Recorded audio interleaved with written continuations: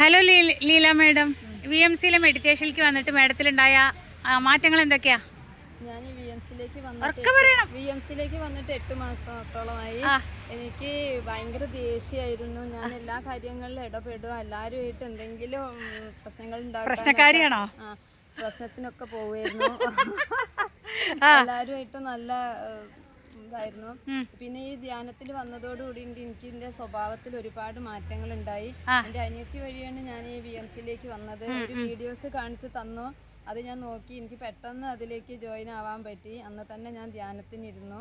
പിന്നെ ഒരുപാട് മാറ്റങ്ങൾ ഈ VMCയിലൂടെ എല്ലാം നമുക്ക് മനസ്സിലാക്കാനും മനസ്സിനെ പാകപ്പെടുത്താനും പിന്നെ ആരോടും അധികം സംസാരിക്കരുത്, ആരായിട്ട് ദേഷ്യപ്പെടരുത് ഒക്കെ ഇതിൽ കൂടെ മനസ്സിലാക്കാൻ പറ്റി.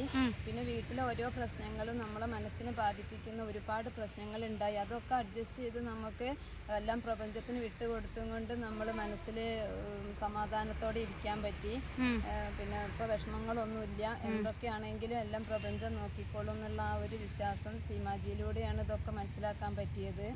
അങ്ങനെ ഒരുപാട് കാര്യങ്ങൾ ഇതിൽ കൂടി നമുക്ക് മനസ്സിലാക്കാൻ പറ്റി. ഇപ്പൊ ആരുടെയും ജീവിതത്തിൽ പ്രശ്നങ്ങളൊന്നും ഇടപെടാൻ പോവാറില്ലേ? ഒന്നിനും പോവാറില്ല.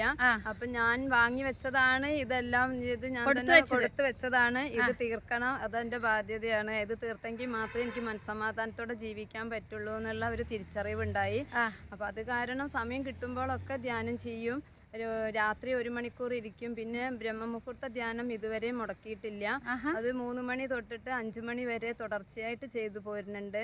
പിന്നെ സമയം കിട്ടുമ്പോൾ പിന്നെ ക്ലാസ്സുകൾ മുഴുവൻ കേൾക്കും.